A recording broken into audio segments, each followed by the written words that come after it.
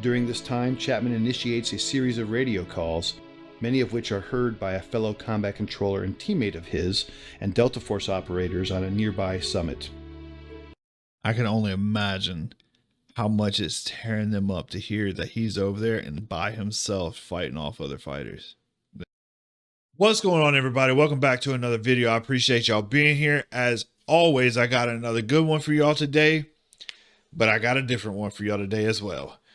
Today, I'm going to show y'all a video that demonstrates extreme selflessness, extreme determination, extreme willpower, and courage beyond anything you could have possibly imagined. We're going to watch the first Medal of Honor ever recorded. And I don't mean somebody being awarded it. I'm talking about the moments in which they earned it. Without wasting any more time, let's get in it. Chapman, a U.S. Air Force combat controller, and the SEALs are attempting to rescue their lost teammate. You'll watch Chapman's heroic actions as he saves the lives of his entire SEAL team and then another 18 members of a quick reaction force, earning America's highest award, the Medal of Honor. Chapman and the SEALs exfil their MH-47 helicopter. John is the second individual to exit and immediately moves in the direction of the summit. He can be seen moving off to the right of the screen. So they exit, and in my opinion, they exited and set up what was usually security. Let's see. This is your normal security posture. These guys are a little bit out there, but this is a typical like security posture, which is normal. But then it collapses. Of the summit. He can be seen moving off to the right of the screen, alone. The team is taking heavy fire from every. I can tell you from experience, being alone in a combat zone is nerve-wracking beyond belief. Direction, as indicated by the arrows, as Chapman begins engaging targets. You can see spent cartridges ejecting from his M4. Chapman then begins closing with the enemy, forcing his way upslope in knee and thigh-deep snow. He is constantly under fire as he does this. Chapman's team leader begins... I don't know if y'all saw that. Under fire as he does this. Where's he at? Beep, right here. That's a body right there. This is a body as well. These dark spots. Chapman's team leader begins to close on Chapman, following his trail through the snow. The dark mass above Chapman is a fortified bunker containing 2 enemy fighters, each armed with AK-47s, who are firing down on the team in the darkness. It's like a body right here. This bunker will come to be known as Bunker Number 1. To the left of the tree and Bunker 1 is another gray mass. This is a rock outcropping that came to be called the Boulder. Between Bunker 1 and this boulder can be seen the body of slain SEAL Neil Roberts. The man Chapman and the others are attempting to recover. Alright, so that makes sense. That was a body. Chapman, still alone and closest to the enemy, pauses to engage targets as his team leader follows him, but never actually catches up with him.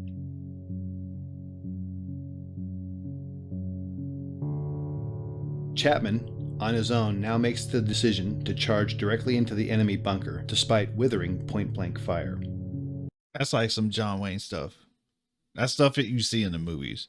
You know what I'm saying? Like you never really see or hear anybody with that kind of courage. You know what I'm saying? It's like that type of selflessness, that some people would say that carelessness for your own life, but it's not carelessness for your own life. All these guys down here on the side of the mountain with that guy, you know, he's doing this in hopes to be able to protect them. That takes an immense amount of courage. Chapman, now literally on top of the enemy, engages the two combatants and kills them, saving the lives of the remaining SEALs. He does this from a distance of no more than 10 feet. These actions by themselves earned him his first Medal of Honor. He then climbs into and takes control of the bunker. Having cleared the immediate threat, Chapman is then joined by his team leader in Bunker 1.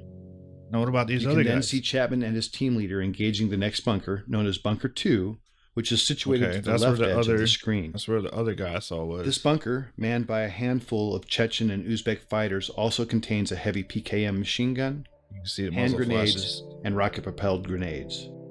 John Chapman is shot twice at this time in the torso and collapses, incapacitated.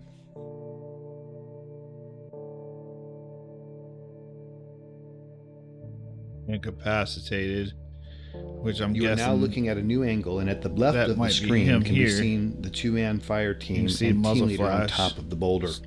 Just below it is Bunker 1 with the mortally wounded Chapman. One SEAL can be seen firing his modified M60 machine gun from the hip into Bunker 2 on the right side of the screen until he is struck by grenade shrapnel and tumbles 10 feet off the top of the boulder, collapsing at the feet of his team leader, thus setting off a chain of events that would lead to the SEALs abandoning Chapman on the summit. The wounded SEAL and the team leader can be seen conferring about his injuries. Moments later, the SEALs decide to retreat from the summit because their position is untenable in the face of continued massive enemy firepower. They can be seen moving toward the right side of the screen and passing the body of Neil Roberts. Unfortunately, the SEALs do not pass John Chapman, who is above them and inside Bunker 1. Oh, I thought he was on top of the hill. This angle shows 3 SEALs in a triangle. The larger black heat signature is a smoke grenade. Just to its left is a donkey and dead Al-Qaeda fighter killed by Chapman. The steepness of the mountain can be seen as the SEALs begin to slide down the near sheer face. He's not sliding, he's falling. That first one. He's falling, tumbling.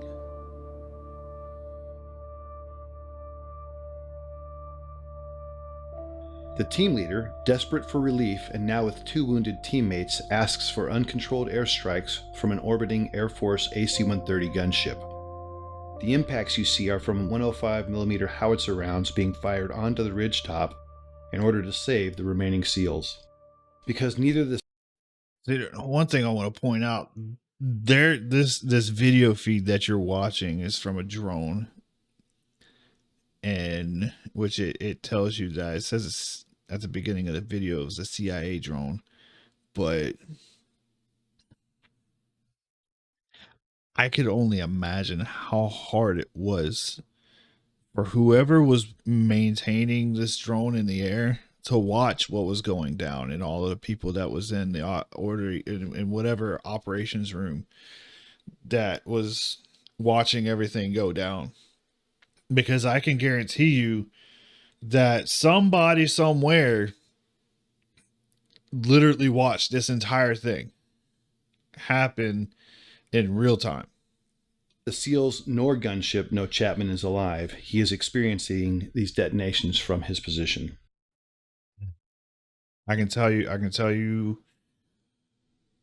the concussions from that close at 105 landing is harsh on your body. At approximately 5:20 in the morning, Chapman recovers and begins to engage the enemy. Bunker 1 is on the right side center of the screen and Bunker 2 to the left near the screen center. It will never be known what caused his incapacitation and recovery. Of the 2 rounds that originally wounded him, at least 1 was mortal, and at this time he is experiencing severe blood loss and shock. Despite that, he begins his one-man stand against 24 enemy combatants. During this time, Chapman initiates a series of radio calls, many of which are heard by a fellow combat controller and teammate of his and Delta Force operators on a nearby summit. I can only imagine how much it's tearing them up to hear that he's over there and by himself fighting off other fighters, the enemy guys. Like, Dude, I can only imagine what's going through their mind. Despite this combat controller's replies, Chapman never acknowledges whether because of damage to his equipment or himself will never be known. This new angle and footage shows Chapman at the top, identified by the green dot under the tree at Bunker 1. The lower center of the screen shows the first enemy fighter who is about to charge Chapman in the hopes of killing the American. The timestamp at the bottom shows it is now 6:05 in the morning and fully light. He's been fighting alone now for 40 plus minutes and has received more gunshot and shrapnel wounds as a result of the fierce combat. This scene shows the second of several enemy charges. In this stunning display of determination and courage, Chapman can be seen fighting hand to hand with the fighter. In the larger screen display can be seen additional enemy moving on to the summit. But right now, John Chapman is fighting for his life. 6 minutes later, in this new shot, Chapman can hear another helicopter approaching the summit. He is in the bottom center of the screen underneath the tree and can be seen in the magnified inset box as he begins his desperate final stand to save the lives of the 18 men on the helicopter. The red dots are enemy fighters.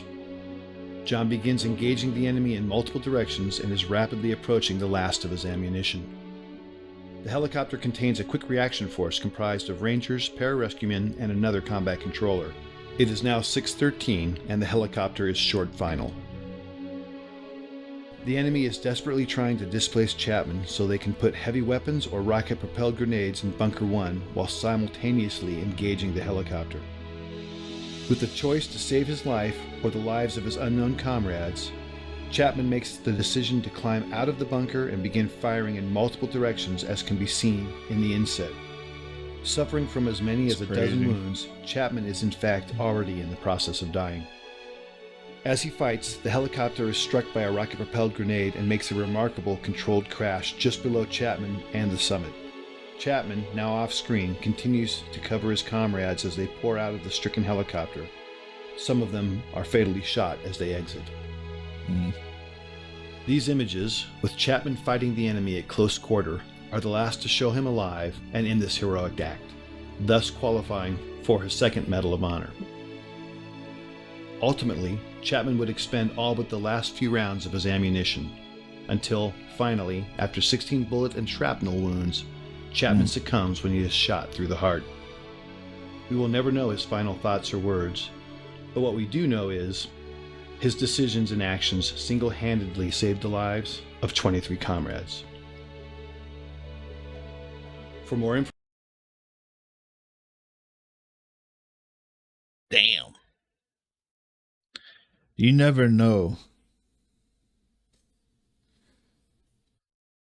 You never know how much courage you really have until it's time to utilize that courage. Obviously, I didn't get awarded no Medal of Honor or anything like that. I was cheated out of a combat action badge, let alone to get a, but I mean, it is what it is. I was never the type person to be chasing awards and stuff anyway. But I can tell you,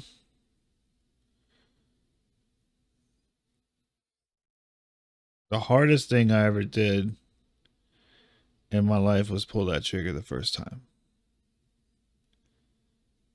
But the one thing that I had to do is understand it was them or me. It's not pretty. There's nothing nice about it. There's nothing good about it. And at the end of the day, it is what it is.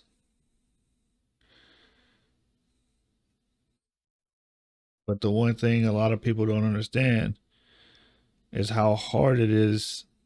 You know what I'm saying? People see these kind of things. They live through these kind of things. But when they get home, they keep living through it. It doesn't stop. It keeps going through their mind. One good example is those 3 guys that went down the side of the mountain.